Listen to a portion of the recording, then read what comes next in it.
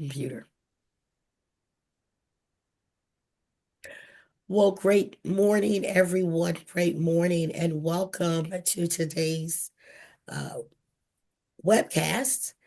My name is Anissa Smith. Again, your one of your facilitators. Today, we will be continuing our discussion on behaviors in the classroom, on the impact on learning and uh, the impact on the learning environment as well as on the teachers. We have joining this conversation Miss Angela Lewis and Miss Sarah Bagley. And so as we will continue exploring um, the impact of school age children's behaviors. The last conversation we briefly touched and explored um, some of the behaviors that children can often display in the classroom. Today, we're going to be taking a deeper look at how those behaviors can impact the learning environment, other students, as well as the teacher. So I am going to bring up Angela to introduce herself. And then after Angela, Sarah will introduce herself. Ladies. Thank you, Anissa. Good morning. My name is Angela Lewis, and I am currently work as a realtor in the Washington, D.C. area. My background as far as education is I have been a substitute teacher in the school system in Prince William County, Virginia. And my main areas of subbing have been K through third grade, maybe fourth or fifth every now and then. So what I would be bringing to the conversation at certain points, if needed, would be just my observation of what I've seen in the school system as far as behaviors. But I'm going to turn it over to Sarah because she can really give a lot of in-depth information on that. Sarah? Hi, thanks, Angela and Vanessa. Hello, everyone. My name is Sarah Bagley. I am currently working in the Dallas Independent School District as an instructional specialist with K through 2. I've been in the field of education for 23 years now, working with students from pre-kindergarten up through sixth grade. I've worked as a math instructional coach as well as a school-based technology coordinator. So had different years of experience working with students with various levels, including students with disability and English language learners. Okay, great. So as we mentioned earlier, and we're continuing our discussion from the last time we met, we were talking about student behavior in the classrooms and how that impacts school-age children, how it affects teachers.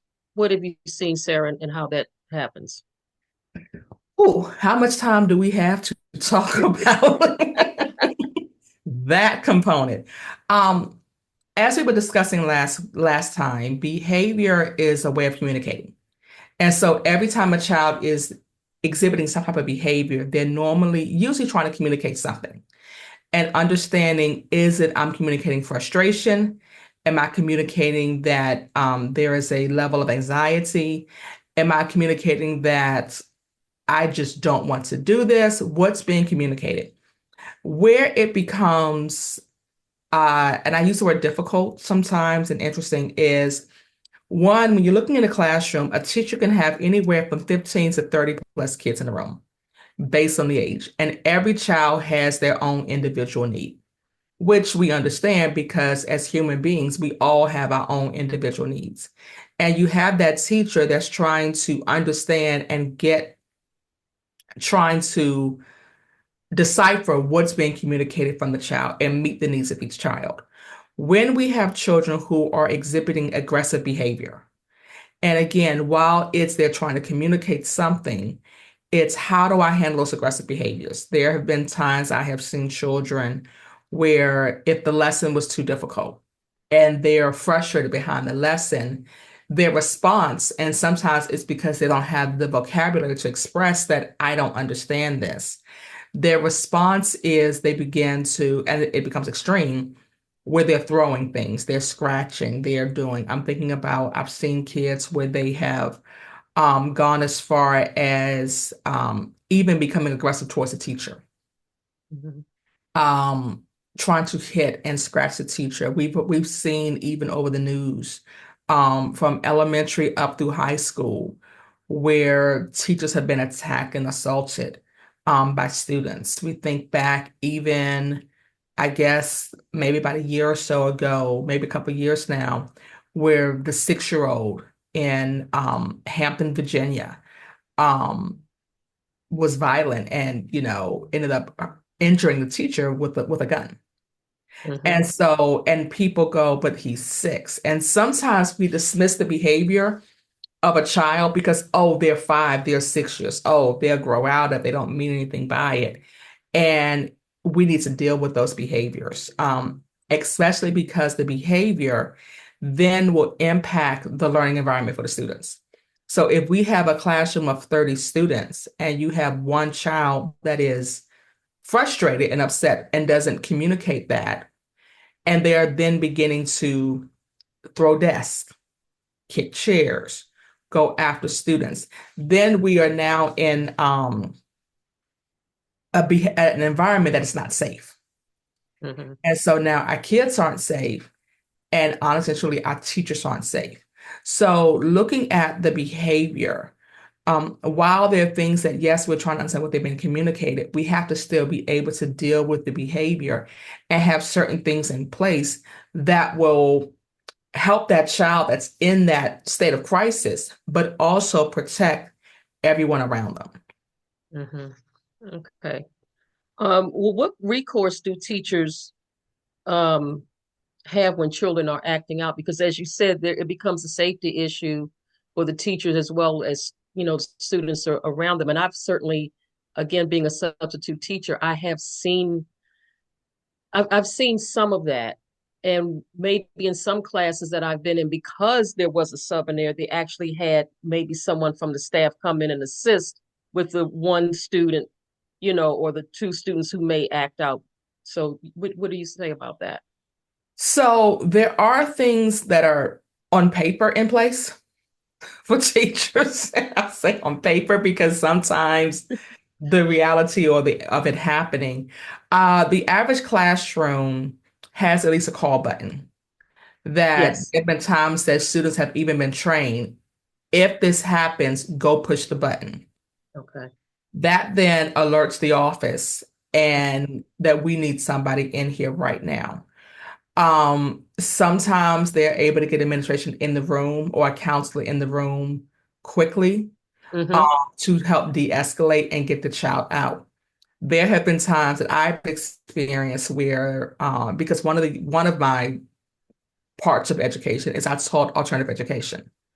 And so I dealt with students who were aggressive in behavior, who would act out, and it was to the point where we would have to remove the students from the room.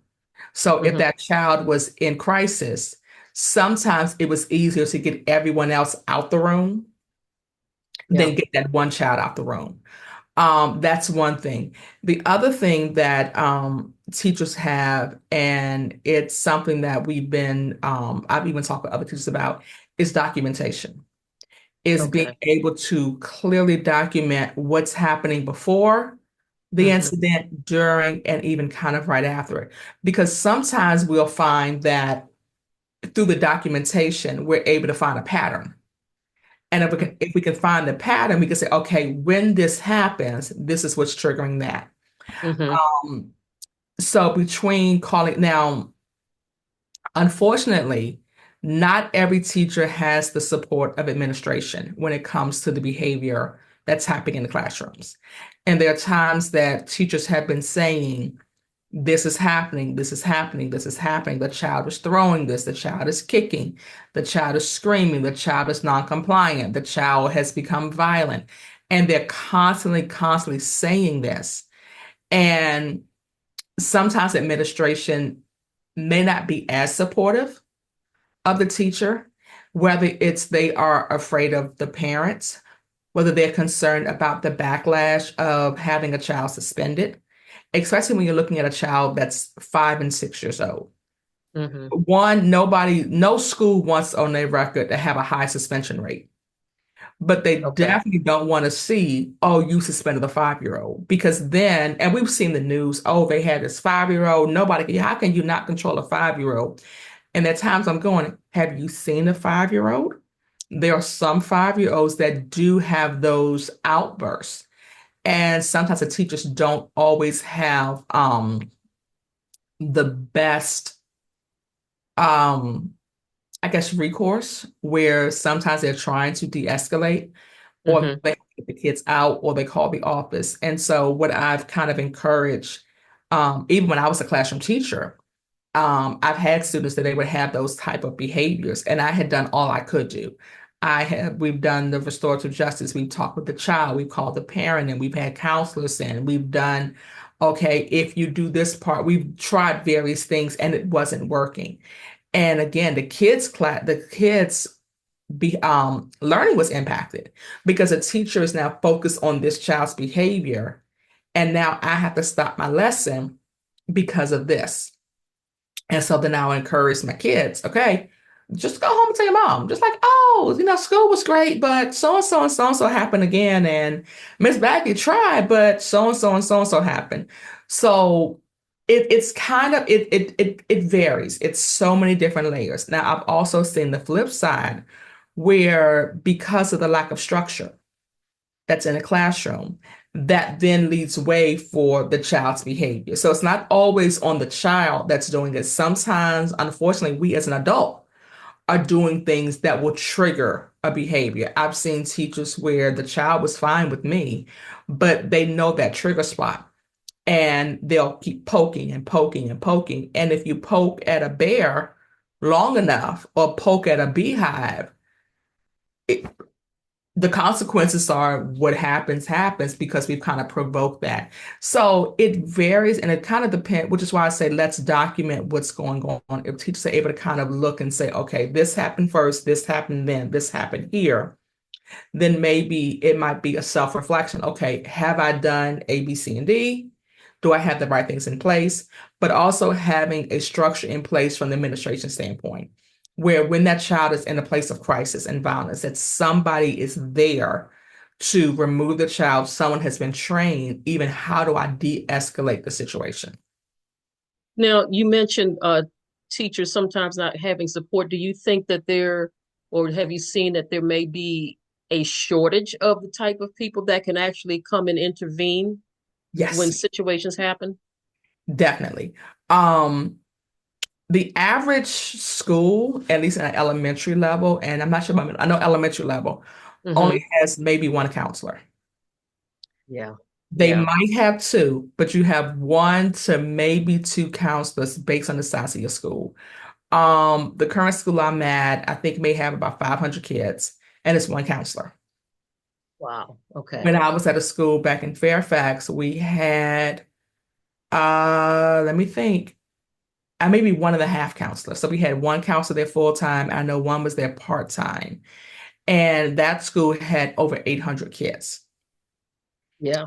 So when you have a child that's in crisis and you need the counselor may be dealing with another child that's in crisis. And at the same time, admin is dealing with another fight that's broken out, or dealing with the parent that's calling complaining because the child came home with or without homework, Mm-hmm. or there's another meeting or training. So the lack of staff that can kind of help intervene is part of that. Also, and now granted, I've been in education 23 years now. So you're figuring I was in school to be a teacher. Oh goodness. At this point, it's like, wow, that's almost 30 years. When you think about it, it's like, wait a The minute, numbers they 23, start 4, adding 5, up. 6, 27 years ago. That's almost 30 years ago when I was going through the educational program. Mm-hmm. But even now, a lot of programs don't prepare teachers to handle students in crisis. Mm. And so you may have a chapter in a psychological in a class you're taking. You may have a semester But you have the textbook part of this may be what happens, but actually preparing a teacher to handle citizen crisis, it's not really um part of, at least when I was in, coming through, part of our training. They're starting to do things now where how do I recognize trauma and how do I teach with, we went through a course to poverty in mind, but also recognizing trauma and how does trauma impact the behavior. So we deal with that part, but now how do I can recognize it, but what do I do um in the midst of that situation? And sometimes it's more of kind of a reactive. So how do I become more proactive and not reactive when I'm dealing with kids with trauma? Am I Mm-hmm. aware of even the background of my kids? There's some kids that come in at 7, 8, 9 years old with a thick file. And do I have the time to read the file? And then there's sometimes they come in with no information. I had a child years ago in 6th grade that she came to us. Um, and after about, and I recognized within the first day, I said, there's something different here. This is not going to be normal behavior. I knew, but I had had that point. I'd had almost 15 years of experience. So I was already programmed to know, no, there's something different here Mm-hmm. with this child. We found out about at least 2 or 3 months later. Then we got her file, and we're like, "Oh, no one thought to get this file to us Yeah. Yeah. day one." And so once we read through her file and understood what she had been through prior to that, she was with the mother, then she was with the grandparents, and the grandparents could not do it anymore, and they sent her to the father. And looking at the father had been prior to incarcerated for years, and so he was getting his life back. He had her, and so a lot of what she had done and her behaviors prior to Mm-hmm. were into a place where she probably should not have been in the place she was with us, where we may not have been not have been the best place for her. Now, Mm-hmm. we were the right place for her, as in she needed us. And this is where I go, there's a reason behind everything. So there was some Mm-hmm. areas we were able to handle and help her through. But there could have been a better placement for her that would have actually been able to deal with some of the needs she had. Um, Okay.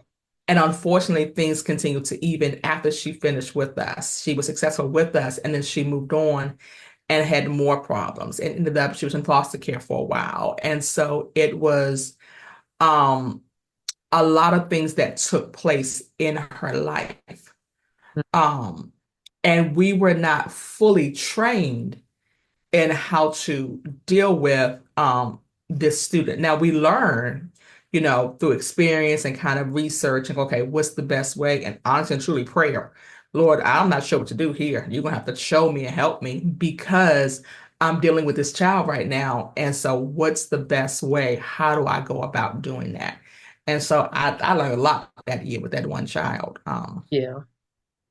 I actually had a similar situation, but it wasn't a behavior issue. But when I was tutoring, I had a first grader, and she had transferred from another school, and she had the most difficult time just, pronouncing like the word sat or at, even though I sounded it out. And then I learned that there may have been some other intervention that she needed. When I would go to her teachers or the other administrators in the school, they were like, "Well, we don't have a file on her." So when you said that, it reminded me, we don't have a file. We don't know. And I'm going, so where am I supposed to start? And if I'm, only the tutor, I only have her like 20 minutes a day. Mhm. I'm not her primary teacher. And I'm not trying to throw everything on the primary teacher because we know they're loaded down as well. But not having that file for so long, and I'm going, okay, but is there something else that can be done? Because you may not have the file, but we can easily see that just the most simple words, Mhm. but they're not simple to her. They may be, so I can understand not having that background information. How have you seen aggressive behavior impact the other students in the classroom? Do they get like kind of amped up? Do they get scared as a combination? What have you seen? Combination. I've Mm-hmm. had it where some students become afraid and Mm-hmm. then they don't want to come to school Oh. because they're like, it's a victim of bullying. And in Mm-hmm. essence, it's educational bullying because this child is now impacting your learning. And so now you are afraid to come to school because you don't know what's going to happen when you come in the classroom. Is this child going to have an explosion? So now the kid doesn't want to come to school. And then they are traumatized even within that room because they come in the room and they remember last time I was here, the chair got thrown. I got hit by a chair. I got stabbed with a pencil. So we have kids that are afraid to come and Mm-hmm. don't want to come to school. We have Mm-hmm. other times where the kids aren't even able to get the lesson because the teacher is spending so much time dealing with that behavior, or the teacher has to stop the lesson and get the kids out the room while the child is exploding. So now the kids are outside the classroom, not learning because we're now having a child in the room that's exploding. Um, we've had kids that get ramped up because of that behavior. And so I've seen kids where, well, this kid's doing this, so now they begin to act out. I've seen kids where, okay, well, nothing happened to this child when he pushed the kid and threw the chair, so I can do it. And I've seen it where, and teachers have complained about this, they send the kids to the office, they put them out, go to the office, go see the counselor, go see the principal, go see whomever, and then 20 minutes later, they're back in the classroom with a lollipop. What? Like you just rewarded this behavior. I knew of a teacher who one year was pregnant and the child got mad at her and threw a chair across the room at her. She's pregnant. And they called for the parent to come pick the child up. Well, no, I'm not coming to get the child. No, yes, you are. Something. And they let and the child was back in the room the next day. And so the teacher just who's pregnant had a chair thrown at them. And the very next day, that same child was not just allowed back into school, but allowed back, so there were no consequences here. So now the other kids see, the child has learned, I can do whatever I want, and there are Mm-hmm. no consequences. Therefore, again, the academic learning is impacted, and they're impacted because they're not seeing the cause and effect. So everything we do has an Mm-hmm. impact on something else. Unfortunately, when we have lack of consequences, we end up seeing our kids grow up and they become adults who don't accept consequences. And unfortunately, even when we're looking at our criminal justice system and those that are, some, not all, but sometimes that has been because if you look back, there were no consequences. There were never consequences behind their actions. And so when they finally had to face, like, oh, I have to actually pay for this, yes, you do. And Yeah. so it's very it can be very traumatic on our kids. And then it's also causing a lot of our teachers to leave. Like a lot of our teachers, like, you know what? I'm not supported by admin. I'm not supported by the parents. There are already these demands that are coming from the state when it comes to testing. And now I have to deal with this behavior and I am not protected. Mm-hmm. And so when a teacher, because nobody went into education with the mind that I have to protect myself from violence. Yeah. Those who are in law enforcement, at least when you sign up to go into law enforcement, I may be going into a situation where there's Exactly. those who trying to be firefighters. You sign up knowing I'm going to go into a burning building. Mm-hmm. When you sign up to be an educator, you don't sign up knowing I might go in my classroom and not come back out. That's sad. Yeah. You know, a lot of when you're talking, I can think of again my experience as a substitute teacher. One of the other things I've seen when there's a student acting out, it also becomes like entertainment for the other kids. And so I've had to calm some of the other children down or, redirect their attention because they're seeing and they know the student's going to act up. It's like that's like the highlight of their day. Yeah. So I've seen that and I've had to keep that under control. And then the other thing, like you said about, okay, if I'm spending my time trying to discipline one child. I'm not teaching. I cannot tell you how many notes I've left for teachers to say, I apologize. I did not get through the lesson because I had to spend and most of the time the teachers already know which student it is. They're not Mhm. necessarily shocked, but I just want to let them know this is why we didn't get to things because, I had to work with this particular student. And of course, when a substitute teacher comes in, Then all the behavior that's going to be escalates. different. But I will tell you, they got to know Miss Lewis after a while, and some of them knew. They're like, oh, I don't think we can do that today. But I just thought I would share that. So when students do that, when they have like exhibit aggressive behavior, um, should they express this to their parents, and if so, how would they do that? Yes. And I've always encouraged my kids, especially when my hands are tied and I have done everything possible. And I have sent the child to the principal, to the office, to the counselor. I have documented everything, and my file is about this thick on a Mm-hmm. child, and it's still happening. Mm-hmm. I'll tell my kids, go home and tell your mom. Tell your mom to Mm-hmm. call.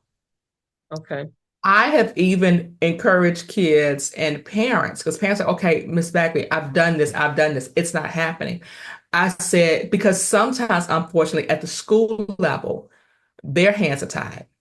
Okay. And so I've said, you may want to go higher. And there are ways that we word it where, you might want to kind of, write a letter. And I've even told parents, especially if it happens outside of school hours, call the cops, get a report. Start, because one of the things I believe needs to happen is we need to make sure our parents are aware and also held accountable for the student behavior. And so Right. we've got to get the parents, because as a teacher, I've seen it where teachers have called, Mm-hmm. and the parents ignore it. I had a child that we would call the parent all the time, and the response was, well, I don't call you when they're at home doing the behavior here. Why are you calling me? This is my job. They're your responsibility from 9 to 3. You handle it, not my responsibility. It's on you. Ma'am, Wow. sir, this is your child. This is your child.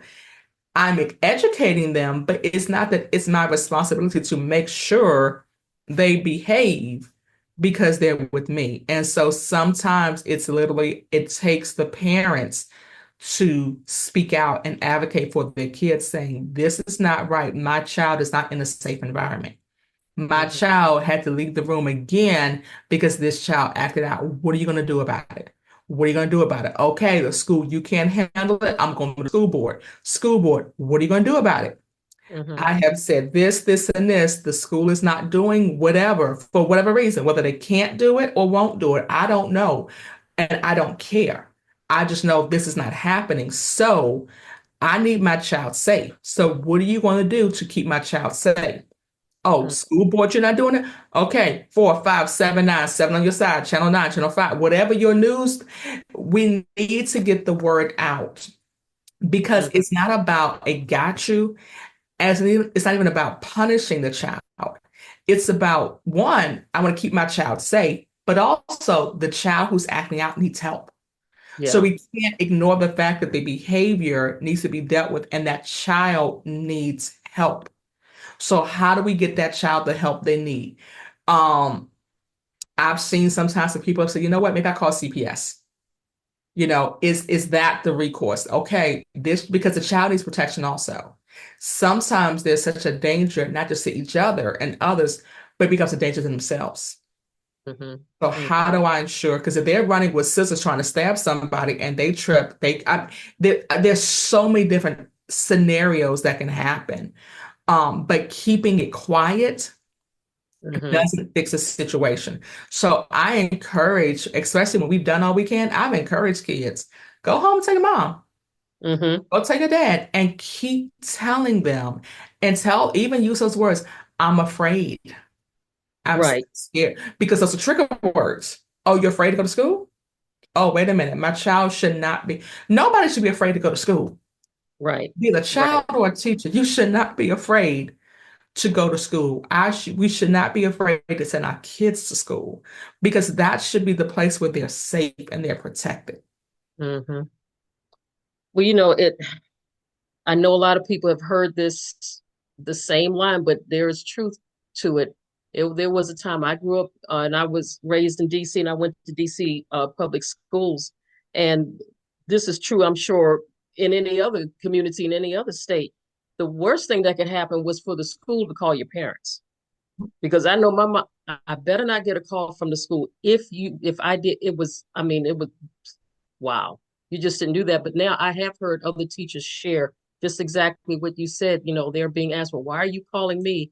I had one teacher share about a student that, they say, hey, we noticed, they didn't show up today, or the teacher was told, yeah, she overslept. Mhm. Okay, but no, she's not coming. She overslept. End of story. So, I mean, it's there's definitely a lot to deal with. And like you said, there are a myriad of reasons why these behaviors are happening. At the same time, there's the flip side, you're losing teachers. I can honestly say even the substitute teaching, there's a lot of people that don't even want to do that Oh, as much anymore. yes. And So I I can only hate that. imagine what a regular teacher feels like. I've had kids in my room, and I'm like, now we had, and I was one year, and I had a fairly rough class, and I had someone, I was like, hey, I love you, but I can't come back to that class. I said, okay, I understand. I said, give me one more chance, I'll take care of it. And I told my guy, I said, I can't be out. I can't be out, and y'all have driven out. I'm like, oh no, okay, fine. And so where I would have to move kids out the room. Like, okay, who were the ones that gave you the biggest problem? Okay, I will make sure they're not in the classroom. Like, I will get them out. And it's unfortunate. We're losing because educators already don't make that much money to begin with. Exactly. Like the basic part of of what you're making is not, you're not paid your value or your worth. Hmm. Subs get even less. Right. And I'm like, subs need, I think in certain schools, subs need combat pay because I'm going You think? the things that I'm like, oh goodness. Because I'm like, okay, if we get a good sub, we're holding on. Like, no, you cannot go. What do you need for us to get you here? You want coffee, you want soda, you want breakfast, lunch. What do you want? I will buy you Yes. breakfast, lunch, and please just show up. What is your favorite meal? You want a home cooked meal? You want cake? You want me to go rotate your tires? What do you need me to do? Yep. I can honestly say I've had that happen a few times. And one time it was just so bad. I said, God bless you, but I just can't. There was just I just couldn't. And I'm like, I love kids, but no, I definitely get you on that one. So, but well, do you have any final thoughts or recommendations for parents that have children that do exhibit this aggressive and disruptive behavior, or any resources or anything? Where can they turn? First thing is pray. First and foremost, pray.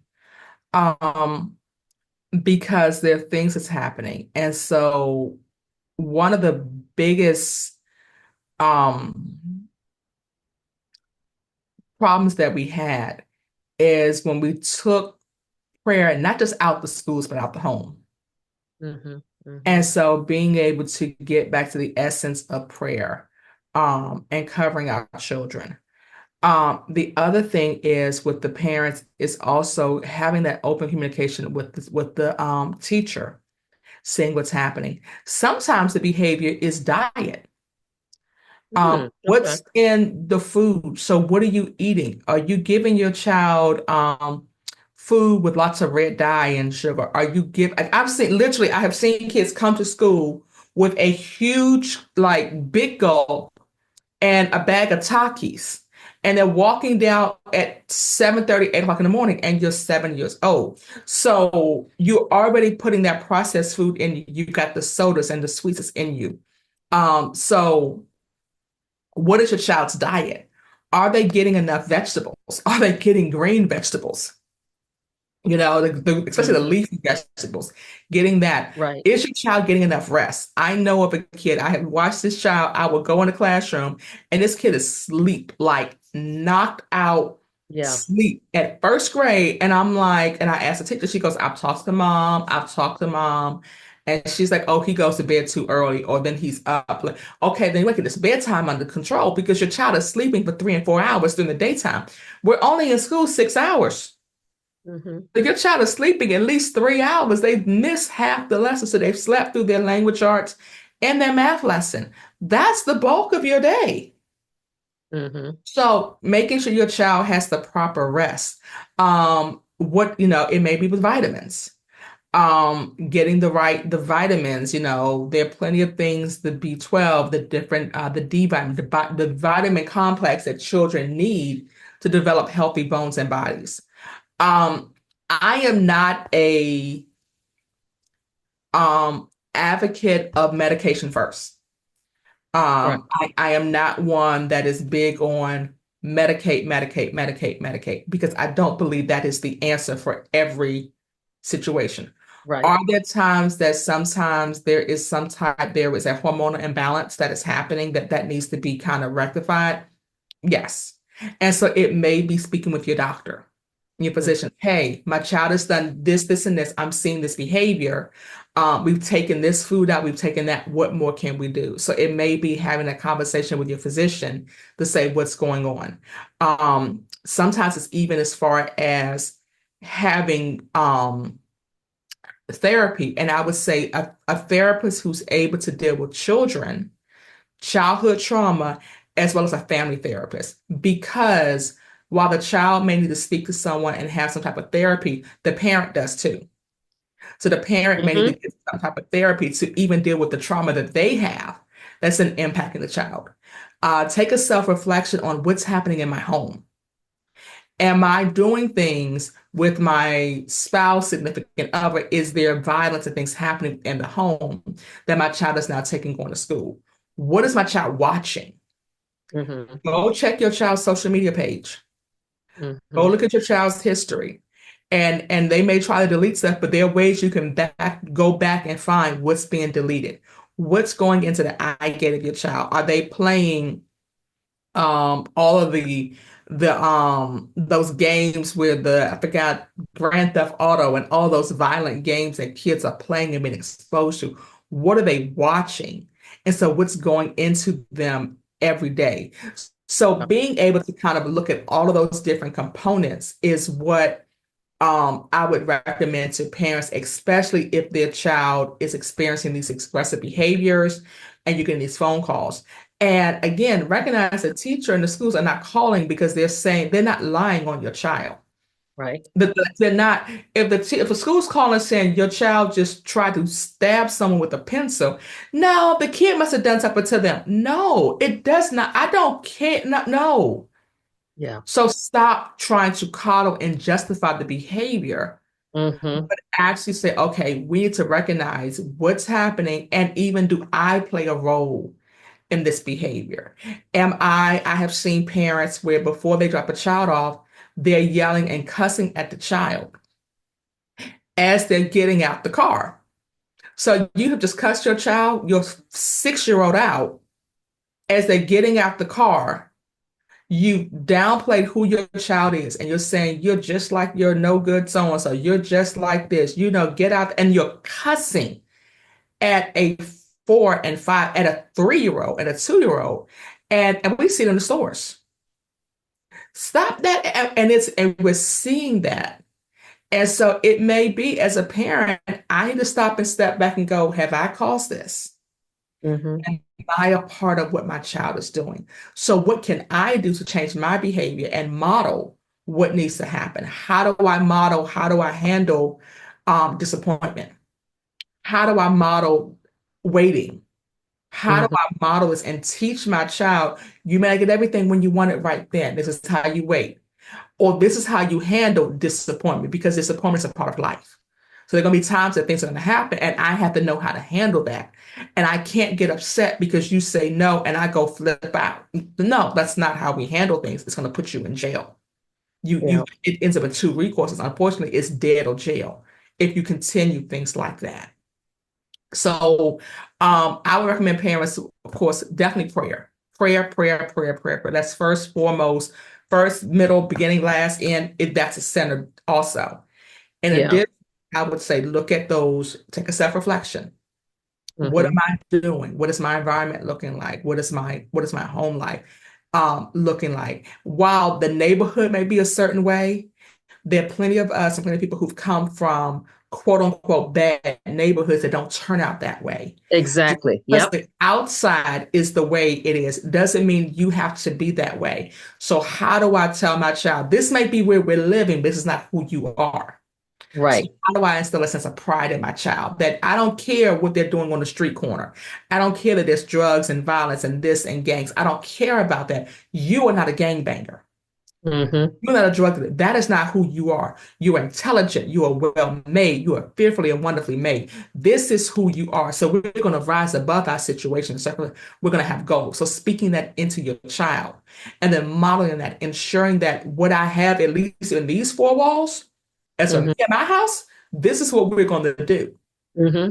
And then also looking at those diets. Okay, let's change our eating. Let's get these vegetables. Let's get this. We're going to cut out the sugar and the sweets and the processed food and get back to the natural things. That way we can start changing even what's in your body because we got to get those toxins out.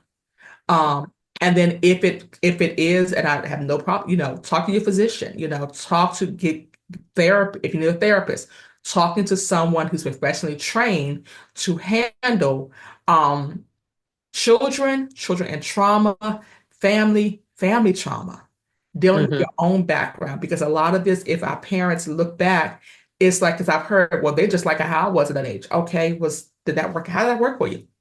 Mm-hmm. How did that work out? So just lots of different ways that I would suggest for parents as far as if they are experiencing children with those aggressive behaviors. Okay. Well, those are some very good ideas, and it might have been some things that are so basic, like you said, prayer and diet. Maybe people never even thought about that. So that can definitely play a role. So, Sarah, thank you so much for sharing your wisdom with us. Thank you. And Anissa, I didn't know if you had any closing comments or input. Um, Sarah, I did want to just circle back. You mentioned something, educational bullying. Can you speak a little bit more to that, please? And as a term I kind of just came up with. So, but when I say educational bullying, when we think about bullying, we're looking at the fact that somebody is trying to accept dominance over somebody else. And you're looking at trying to steal or intimidate or take something from someone. When I'm looking at educational bullying, the fact is this person who is has how can I word this? Because it's happening in the classroom and it's impacting your education. Your education is not being stolen from you. It's being taken from you. So that you don't have control over that. So we're looking at a bully is trying to intimidate or take things from you or dominate control over you. With the educational bullying, it's the fact that this person has now tried to take that education from you. And so in a bullying sort of way, you no longer have control of your education. You no longer have control of your learning because the environment has now been impacted. The environment has been infected. The teacher is not able to teach you. You're not able to receive or hear because of what's happening in that environment. And so I say educational bullying because it's impacting your education and where you're able to go. And because of that, if you've lost especially in those fundamental grades of K1 and 2, and it's had the behaviors happening there, you're now losing your language arts time, you're losing your math time. And so you're losing that time where you get those foundational skills. And so because of what has taken place, I now have lost being able to do phonics and sound recognition and being able to recognize letters. So now my education has been stolen from me. Mm. And so, how does that impact me as I keep going up in grade level? So, that day where the teacher was teaching how to blend words, they couldn't get that lesson in because this just happened. And now the kid may have been removed, but now I'm still traumatized behind that. So, now I'm no longer focused. And so, now that which I would have learned, I now have lost. So, that's why I kind of use that term educational bullying. Again, it's one I just kind of was like, just kind of made up. And I say made up, but that's kind of in essence what I'm looking at with educational bullying. Awesome. That is what I thought, but I thought for, other parents who have never heard that term, it would be, a great way to really put some context around the essence of what's really happening because essentially the child that's acting out has bogarted the entire classroom and has dominated everyone, and not Mhm. just the classroom, the students, the teacher, and everyone else that needs to now stop what they're doing to come in and de-escalate that situation. And I say de-escalate, sometimes it's diffuse what's really Mhm. happening. So thank you for sharing. This is, I mean, we could, kind of unpack and keep going, but that's what Yes. I had. And I think we'll probably need to do another segment on this because there are some other layers um, that we want to unpack. But for the sake of time, that's all I have. Thanks, Sarah, and thank you, Angela. Okay. All right. Well, thank you all. And thank you so much, Sarah, for again for all the information, because I'm sure there's a lot of teachers, parents, and even, information they can share with their children or their students that they can glean from this information that you shared. So thank you so much. Thank you. It's good to be here. I'll see you guys next time. Bye bye.